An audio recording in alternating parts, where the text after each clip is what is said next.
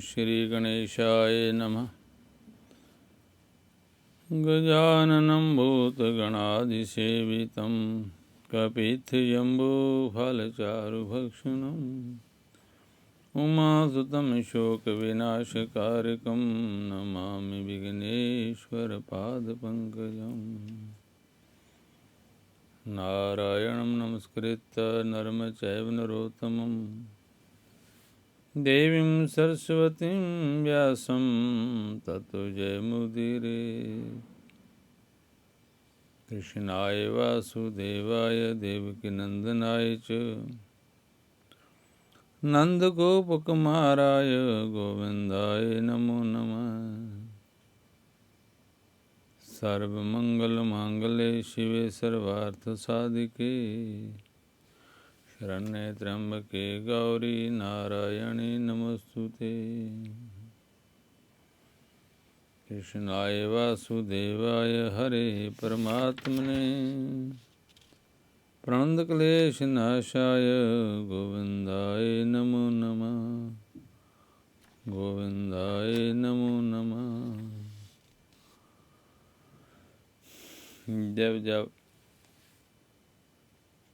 इस धरती पर धर्म की हानि होती है तब तब भगवान धर्म का धरती का उद्धार करने के लिए और भगत पुरुषों का उद्धार करने के लिए जुग जुग में प्रकट होते हैं। यदा यदा ही धर्मस्य ग्लानिर्भवति भारत अभ्युत्थानं धर्मस्य तदात्मानं सृजाम्यहम्। भगवान गीता में स्पष्ट कहते हैं हमको जिस रूप में जिस भक्त ने पुकारा वैसे हम उनके सामने प्रकट हो जाते हैं। इसलिए भगवान का अवतार एक हुआ नरसिंह। श्रीधर स्वामी लिखते हैं बगीचा जस्या बंदने लक्ष्मण जस्या न बख्शिसी जस्या आस्ति हृदय स्मृति तम नरसिंह महम बजे। भगवान के बंधन करते हैं। भगवान का अवतार भक्तों को दर्शन देने के लिए होता है। ऐसे नरसिंह भगवान का अवतार भी हुआ जब ब्रह्मा भगवान ने हिरण्याक्ष का वध कर डाला तो उसकी माता अदिति, उसकी पत्नी भानुमति, उसका भाई हिरण्यकशिपु और समस्त परिवार बड़ा दुखी हुआ। दैत्येंद्र हिरण्यकशिपु ने सबको समझा बुझाकर शांत किया परंतु स्वयं शांत नहीं हुआ। हिरण्यकशिपु के हृदय में प्रतिशोध की ज्वाला धधकने लगी। फिर तो उसने निश्चय किया कि तपस्या करके ऐसी शक्ति प्राप्त की जाए कि त्रिलोकी का राज्य निष्कंटक हो जाए और हम अमर हो जाएं। निश्चय कर लेने पर हिरण्यकशिपु ने मंदराचल की घाटी में जाकर ऐसा घोर तप किया कि जिससे देवलोक भी तप्त हो गए। देवताओं की प्रार्थना पर ब्रह्मा जी ने जाकर उससे अमृतत्व छोड़कर अन्य कोई भी मन चाहा वर मांगने को कहा। तो हिरण्यकशिपु कहने लगे कि मैं जो चाहता हूँ कि आपके बनाए हुए किसी प्राणी से मेरी मृत्यु न हो।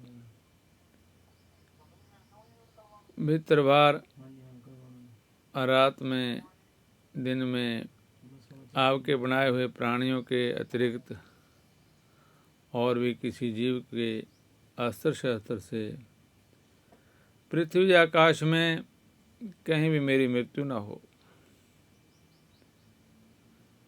युद्ध में कोई भी मेरा सामना न कर सके। मैं समस्त प्राणियों का एक क्षत्र सम्राट बनूं।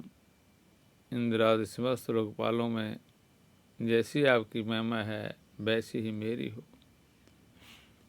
तपस्वियों और योगीश्वरों को जो अक्षय ऐश्वर्य प्राप्त है वे मुझे भी दीजिए।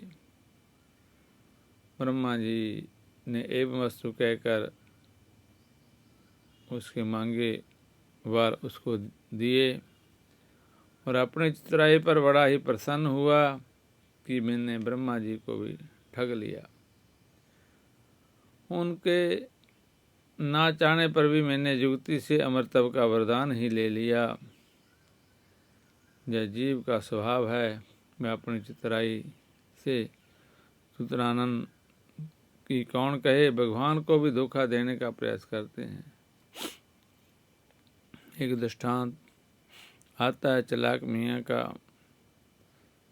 मुसलमानों का रोज़ा का त्योहार चल रहा था। मैं इसी त्योहार में जल नहीं पीते। फलस्वरूप संध्या होते होते उसके मुख मुरझा जाते हैं, परंतु एक मुसलमान बड़ा ही प्रसन्न रहता था। लोगों ने जब उससे उसकी प्रसन्नता का कारण पूछा तो उसने कहा, मैं पानी पी लेता हूँ, परंतु ऐसा पानी पीता हूँ कि खुदा भी नहीं जानते। वह जय थी कि वह स्नान करते समय डुबकी लगाता तो डूबे डूबे ही जल पी लेता था। भगवान की लीला, एक दिन ज्यों ही उसने जल पीने के लिए मुँह खोला तो छोटी सी श्रृंगी मछली गले में जाकर फंस गई। खुदा कौन कहे, सब लोग जान गए। वैसे हिरण्यकशिपु ने भी अपनी समझ से मृत्यु का दरवाज़ा बंद ही कर लिया था, किंतु भगवान ने जब चाहा तो खोल ही लिया। वर प्राप्त कर उसने संपूर्ण दिशाओं, तीनों लोकों तथा देवता, असुर, नर, गंधर्व, गरुड़, सर्पसिद्ध, चारण, विद्याधर, ऋषि, पितृगण के अधिपति, मनु, यक्ष, राक्षस, पिशाचपति, भूत और प्रेतों के नायक तथा संपूर्ण जीवों के स्वामियों को जीतकर अपने वशीभूत कर लिया। इस प्रकार उस विश्वजित असुर ने अपने पराक्रम से संपूर्ण लोकपालों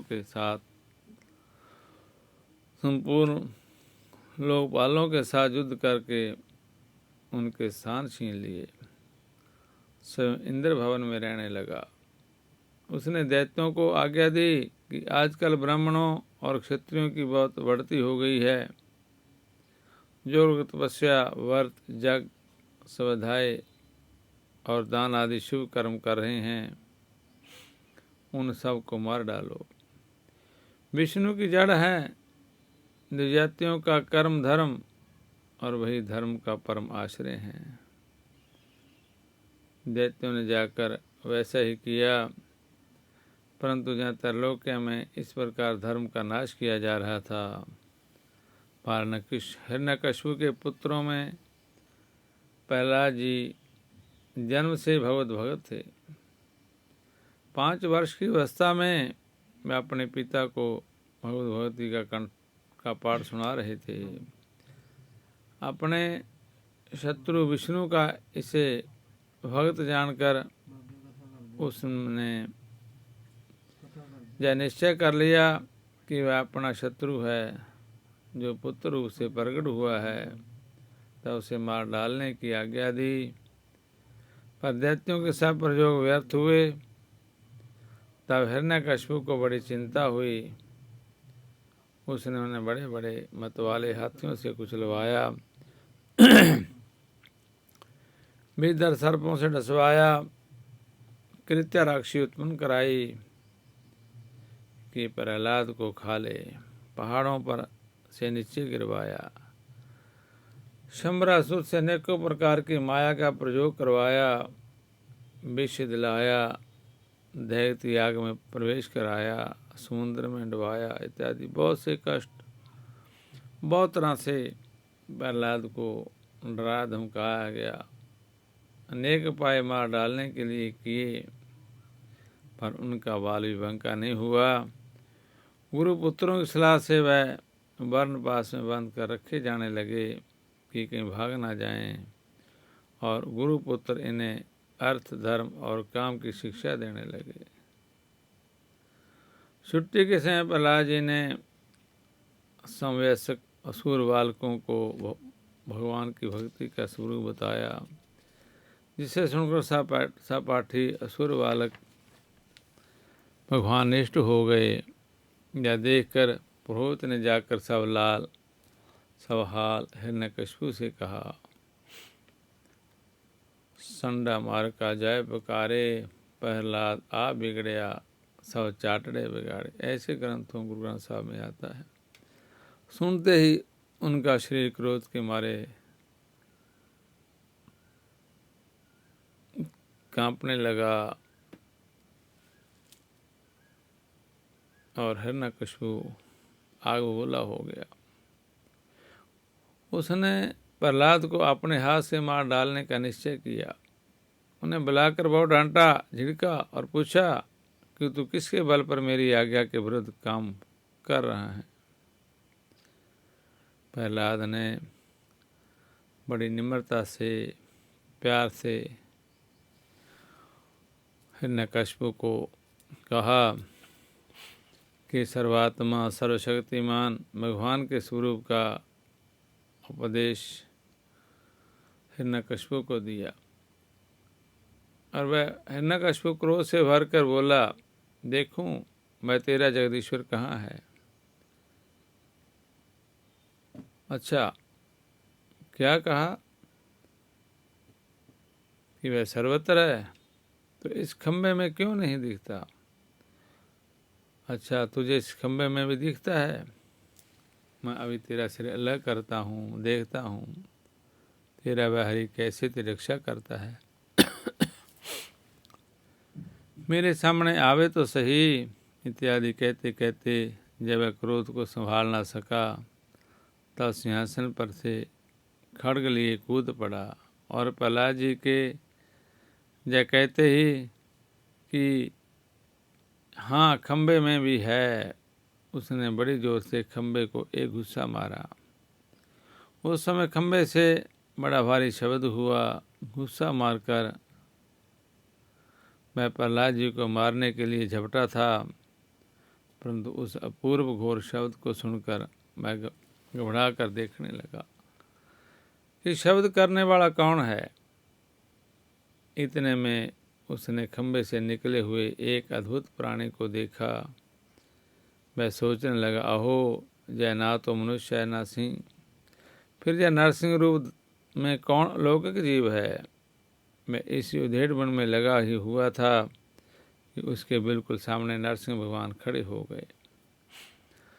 श्री नरसिंह भगवान ने उस समय के विकराल स्वरूप का वर्णन श्रीमद्भागवत में इस प्रकार है कि तपाए हुए सोने के समान पीली आंखें, दाढ़े बड़ी पहनी, तलवार की तरह लपलपाती हुई सूर्य की धार के समान तीखी जीभ, टेढ़ी भौएं, का निश्चल एवं ऊपर को उठे हुए, फूली हुई नासिका और पर्वत कंदरा के समान खुला हुआ मुंह, बड़ा ही भयंकर फटे हुए जवाड़े, स्वर का स्पर्श करने वाला शरीर, नाटी मोटी गर्दन, छाती चौड़ी, कमर बहुत पतली, सारे शरीर पर चंद्र समान चमकीले बाल, रोएं, चारों ओर सैकड़ों भुजाएं फैली हुई थी, जिनके बड़े बड़े नख युद्ध का काम करते थे।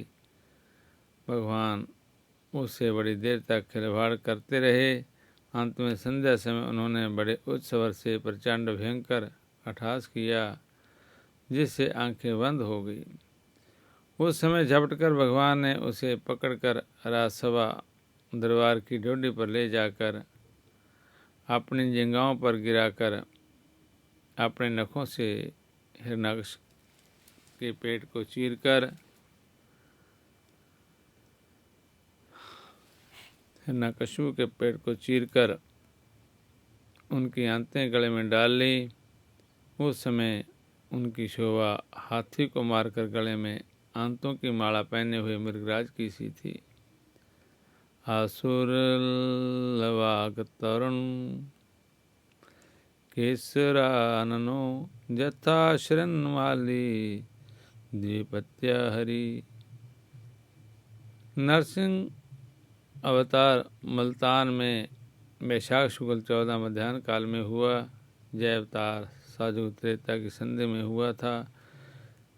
उन्होंने भक्त का उद्धार करने के लिए नहीं, राक्षसों की अधोगति की जीवन व्यथा को खत्म करने के लिए ही हिरण्यकशिपु को मारा और प्रहलाद को उबारा। ऐसे भगवान श्री नरसिंह हुए और उनके अवतार की महिमा का वर्णन और भगत प्रहलाद की महिमा का वर्णन करने में कई दिन लग जाते हैं। इतना समय में बहुत सी कथाएं हो जाती हैं और भगतमाल में नाभाजी ने ऐसे ही बताया है कि ऐसे ही भगवान का अवतार हुआ। मुगीषा जसवदने लक्ष्मण जस्य सबक्षसी जस्याते हृदय समेत तम नरसिंह हम भजे। श्रीधर स्वामी जैसे कह रहे हैं। इसके आगे श्री बावन अवतार की कथा आती है। बावन अवतार भी भक्तों का उद्धार करने के लिए अपना अवतार धारण करते हैं। भगवान की कृपा से ही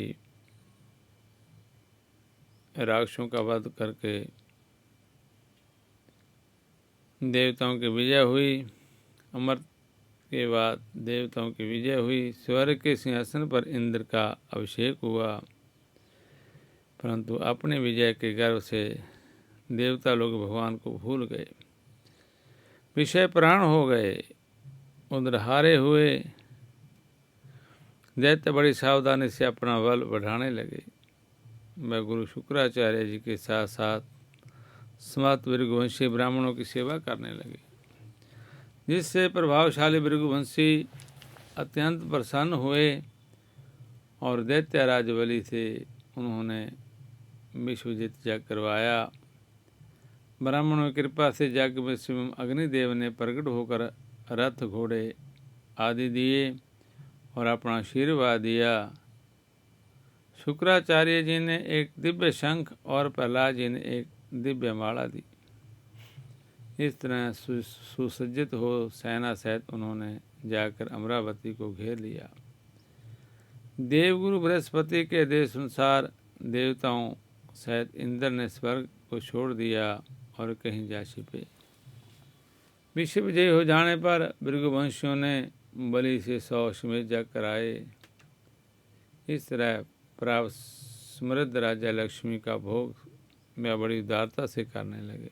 भागवत में आता है, अपने पुत्रों का ऐश्वर्य राज आदि छिन जाने से माता अदिति बहुत दुखित हुई। वह अपने पति कश्यप जी के उपदेश से अपने पति कश्यप जी के पास जाकर कहने लगी और कश्यप जी के उपदेश से उन्होंने पेयव्रत किया। पेयव्रत का विधान है भागवत पुराण में बहुत अच्छी तरह बताया है। पेयव्रत के बाद भगवान प्रकट हुए। भगवान ने प्रकट होकर कहा कि ब्राह्मण और ईश्वर बलि के अनुकूल हैं, इसलिए वह जीते नहीं जा सकते। मैं अपने अंश रूप से तुम्हारा पुत्र बनकर तुम्हारे संतान की रक्षा करूँगा। फिर तो भाद्रपद शुक्ल द्वादशी के मध्याह्न काल में अभिजित मुहूर्त में भगवान प्रकट हुए और कश्यप आदित्य के देखते देखते उसी शरीर से 52 बौना ब्रह्मचारी का रूप धारण कर लिया। ठीक वैसे ही जैसे कोई नट अपना वेश बदले। भगवान को 52 ब्रह्मचारी के रूप में देखकर महर्षियों को बड़ा आनंद हुआ। उन लोगों ने कश्यप प्रजापति को आगे करके उनके जात कर्म आदि संस्कार करवाए। जब उनका उपनयन संस्कार होने लगा तब सूर्य ने उन्हें गायत्री का उपदेश दिया, बृहस्पति ने यज्ञोपवीत और कश्यप ने मेखला दी। पृथ्वी ने कृष्णमृगचरम, बान के स्वामी चंद्रमा ने दंड, माता आदित्य ने कपीन और उत्तरी वस्त्र, आकाश के अभिमानी देवता ने छतर, ब्रह्मा ने कमंडल, सावित्री ने कुश और सरस्वती ने रुद्राक्ष की माला समर्पित की। कुबेर ने भिक्षा पात्र और साक्षात जगन माता अन्नपूर्णा ने भिक्षा दी। इस प्रकार ब्रह्मचार्य दीक्षा पूर्ण हुई। उस समय भगवान ने सुना कि सब प्रकार की सामग्रियाँ संपन्न यशस्वी बलि भृगुवंशी ब्राह्मणों के आदेश अनुसार बहुत से अश्वमेध यज्ञ कर रहे हैं, तब उन्होंने वहाँ के लिए यात्रा की। यात्रा के प्रसंग में एक बड़ी मधुर कथा आती है कि श्री बावन भगवान जब बलि के जहाँ जा रहे थे तो मार्ग में एक गहरी नदी पड़ी और आप ठहरे 52 उंगलगात। उस पर भी हाथ में छतरी, लोटा, सोटा, लंगोटी, मुंजी, मेखला, कपीन, कमंडल संभाल नहीं पाते थे। एक संभालते दूसरा गिरने लगता। भगवान की बड़ी अद्भुत लीला है। नहीं तो भला जिनके रोम रोम में कोटि कोटि ब्रह्मांड हैं, उनके लिए कपीन कमंडल का क्या भार। नदी पार करना है, एक दो कदम भीतर जाते फिर बाहर निकल आते। देर तक जे भीतर बाहर जाने आने की लीला हुई। उस पार भजन में प्रवृत्त एक ब्राह्मण का ध्यान बरवश इधर आकृष्ट हुआ। मैं तो 52 ब्रह्मचारी जी के पास आकर पूछे तो इन्होंने बलि की यज्ञशाला में जाकर दान दक्षिणा लेने की बात बताई। ब्राह्मण ने देखा ब्रह्मचारी है बड़ा तेजस्वी, बलि जी हैं बड़े उदार, दक्षिणा मोटी मिलेगी। अतः ब्राह्मण ने आदि दक्षिणा पार करने का ठेका किया। 52 जी ने स्वीकृति दे दी। ब्राह्मण ने 52 भगवान को कंधे पर चढ़ा लिया। तब प्रभु का मृदुल स्पर्श होते ही ब्राह्मण को अभूतपूर्व सुख मिला।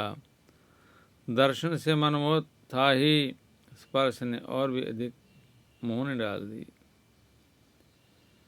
भगवान के अचिंत्य अंत सौंदर्य, मधुर्य, सौकुमार्य, संभाषण, संस्पर्श आदि के द्वारा अपरिचित ब्राह्मण की दृष्टि जब भगवान के श्री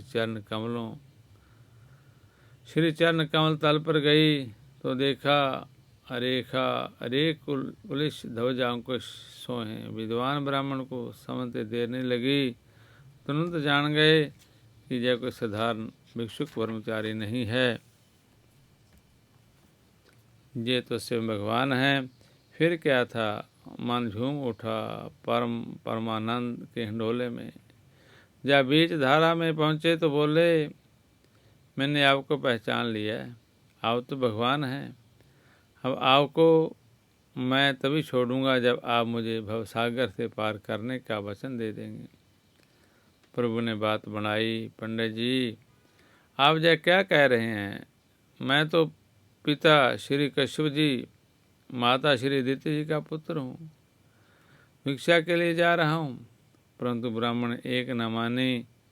वह तो पहचान चुका था। अतः भविष्य होकर प्रभु ने उन्हें निज स्वरूप का दर्शन कराकर जीवन मुक्त कर दिया। फिर जब नदी पार हुए तो बोले, हमारे आपके बीच में जो तय हुआ है सो उसके लिए आप भी हमारे साथ साथ चलिए। ब्राह्मण ने कहा, प्रभु वह तो जाने की बात थी, अब कुछ नाथना चाहिए मुझको। भगवान हंसते हुए आगे चल दिए। राजा बलि नर्मदा नदी के उत्तर तट पर भृगुकाश नाम क्षेत्र में भृगुवंशियों के आदेश अनुसार एक श्रेष्ठ यज्ञ का अनुष्ठान कर रहे थे। ठीक उसी समय हाथ में छत्र, दंड और जल से भरा कमंडल लिए 52 भगवान ने अश्वमेध यज्ञ मंडप में प्रवेश किया। वह कमर में मूंज की मेखला और गले में जिगुप भी धारण किए हुए थे। बगल में मृग चर्म और सिर पर थी जटा। राजा बलि ने स्वागत वाणी से उनका अभिनंदन किया और चरणों को पखार कर चरण तीर्थ को मस्तक पर रखा। फिर बटु रूपधारी भगवान से बोले, ब्राह्मण कुमार, ऐसा जान पड़ता है कि आप कुछ चाहते हैं। आप जो कुछ भी चाहते हैं अवश्य ही वह सब आप मुझसे मांग लीजिए। भगवान ने प्रसन्न होकर बलि का अभिनंदन किया और कहा, हे राजन, आपने जो कुछ कहा वह धर्म या होने के साथ साथ आपकी कुल परंपरा के अनुरूप है। जय कहकर फिर बलि ने बलि के पूर्वजों का जो यशोगान किया। बलि के पिता ब्रोचन की उदारता, पितामह प्रहलाद की भक्ति की निष्ठा, पर पितामह हिरण्याकश के अमित पराक्रम की प्रशंसा किए और बोले, मैं केवल अपने डग से 3 डग पृथ्वी चाहता हूँ, वो भी अपने पैरों से लूँगा। तो बलि जी हंस पड़े और बोले, जथा दरिद्रम विद्युत पाई, वो संपत्ति मांग सुख चाहिए। भाई हाल आपका है। भगवान ने कहा, नहीं, कम मांगने में दरिद्रता हेतु नहीं है, संतोष है। जथा गोधन, गधन, वैधन और रतन धन खान, जब आवे संतोष धन, सब धन धूरे समान। बलि ने कहा, अच्छा 3 पग लेना है तो मेरे दैत्यों के पग से ले लिए। देखिए 1-1 योजन के इनके पाँव हैं। भगवान भी पूरे हठी हैं। भगवान बोले, नहीं, मुझे तो अपने ही पाँव से नाप लेना है, क्योंकि धन का उतना संग्रह करना चाहिए जितनी आवश्यकता हो। जो ब्राह्मण से एवं प्राप्त वस्तु से ही संतोष कर लेता है, उसके तेज की वृद्धि होती है, नहीं तो पतन हो जाता है। शुक्राचार्य जी के बहुत समझाने पर भी ये बटक्रूपधारी तुम्हारे शत्रु भगवान विष्णु हैं। राजा बलि को बहुत समझाया कि ये सब छीनने के लिए आए हैं। अपनी आपकी जीविका छिनती देख असत्य बोलकर उसकी रक्षा करना निंदनीय नहीं है। राजा ने सत्य बोलना देने को कहकर फिर नकार जाना स्वीकार न किया। तब शुक्राचार्य जी ने राजा को ऐश्वर्य भ्रष्ट होने का शाप तक दे दिया। तो महात्मा बलि अपने वचन से नहीं डिगने के 3 हेतु एक प्रतिज्ञा कर चुके हैं। सोचें कि सुकृत जाई जो पन परिहरों। दूसरी, जब जो मेरा सब लेने के लिए आए हैं तो मैं नहीं भी दूंगा तो मुझे थप्पड़ मार कर ले लेंगे, जैसे मेरे पूर्वजों से ले लिया करते थे। तो फिर मैं राजी खुशी से दान ही क्यों ना कर दूं। तीसरा, गुरु जी ने ऐश्वर्य से भ्रष्ट होने का शाप दे दिया है, तो मुझे किसी न किसी प्रकार से ऐश्वर्य होना ही है, तो मैं दान ही क्यों ना कर दूं। अतः बलि जी अपने निश्चय से हटे नहीं और हाथ में जल लेकर 3 पग पृथ्वी का संकल्प कर दिया। संकल्प होते ही 52 रूप बढ़ते बढ़ते इतना बड़ा कि भगवान की इंद्रियों में और शरीर में सभी चराचर प्राणियों का दर्शन होने लगा। सर्वात्मा भगवान में जब सारा ब्रह्मांड देखकर सब दैत्य भयभीत हो गए। उन्होंने एक डग से बलि की सारी पृथ्वी नाप ली। शरीर से नभ और भुजाओं से सभी दिशाएं घेर ली। दूसरे पग से स्वर्ग नाप लिया। तीसरे पग रखने के लिए बलि की कोई भी वस्तु न बची। भगवान का दूसरा पग ही ऊपर को जाता हुआ मरहलोक, जानलोक और तपलोक से भी ऊपर सत्यलोक में पहुंच गया। श्री ब्रह्मा जी ने विश्वरूप भगवान के ऊपर उठे हुए चरण का अर्घ्यपाद्य से पूजन कर और प्रक्षालन किया। ब्रह्मा के कमंडलों का वही जल विश्वरूप भगवान के पद प्रक्षालन से पवित्र होने के कारण गंगा जी के रूप में परिणत हो गया। बलि के सेनापतियों ने जय जानकर कि जय भिक्षुक ब्रह्मचारी तो हम लोगों का वैरी है, जो अपने को छिपा कर देवताओं का काम करना चाहता है। राजा तो जग में दीक्षित होने से कुछ कहेंगे नहीं, बावन भगवान पर अस्त्र शस्त्र चलाने लगे, पर भगवत पार्षदों ने उन्हें खदेड़ा। बलि ने दैत्यों को समझा बुझाकर लड़ाई करने से रोक दिया। भगवान का इशारा पाकर गरुड़ ने वर्ण फांस में बलि को बांध दिया। तत्पश्चात भगवान बलि से बोले, 2 पग में तो मैंने तुम्हारी सब पृथ्वी और सब लोक को नाप लिया। तुम्हारी प्रतिज्ञा पूरी न होने से अब तुम नरक भोगोगे। इत्यादि रीति से वामन जी ने बहुत तिरस्कार किया, परंतु राजा बलि धैर्य से विचलित न हुए। उन्होंने बड़ा सुंदर उत्तर दिया, प्रभु मैं आपसे एक बात पूछता हूँ, धन बड़ा है या धनी? भगवान ने कहा, चूंकि धन धनी के अधीन रहता है, इसलिए धनी धन से बड़ा होता है। तो बलि जी ने कहा, प्रभु आपने मेरा धन तो 2 पग में नाप लिया है, रही 1 पग की बात, सो वह पग आप मेरे सिर पर दीजिए। यद्यपि हूँ तो मैं 2 पग से भी अधिक, परंतु 1 ही पग में मैं आपके चरणों में आत्मसमर्पण करता हूँ। भगवान बहुत प्रसन्न होकर ब्रह्मा जी से बोले, मैं जिस पर बहुत प्रसन्न होता हूँ उसका धन छीन लिया करता हूँ। मैंने इसका धन छीन लिया, राजपाट से अलग कर दिया, तरह तरह के क्षेप किए, शत्रुओं ने से बांध लिया, भाई बंधु छोड़कर चले गए। इतनी यातनाएं इसे भोगनी पड़ी, जहाँ तक कि इसके गुरुदेव ने भी इसे शाप दे दिया, परंतु इस दृढ़वर्ती ने प्रतिज्ञा नहीं छोड़ी। मैंने इससे छल भरी बातें की, मन में छल रखकर धर्म उपदेश किया, परंतु सत्यवादी ने अपना धर्म न छोड़ा। फिर राजा बलि को सुतल लोक में रहने की आज्ञा दी और पूर्व वर दिए। राजा बलि के आप द्वारपाल बन गए। इस तरह बलि से स्वर्ग का राज्य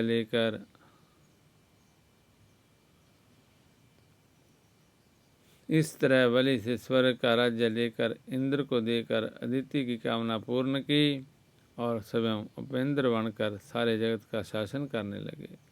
कश्यप और अदिति की प्रसन्नता के लिए तथा संपूर्ण प्राणियों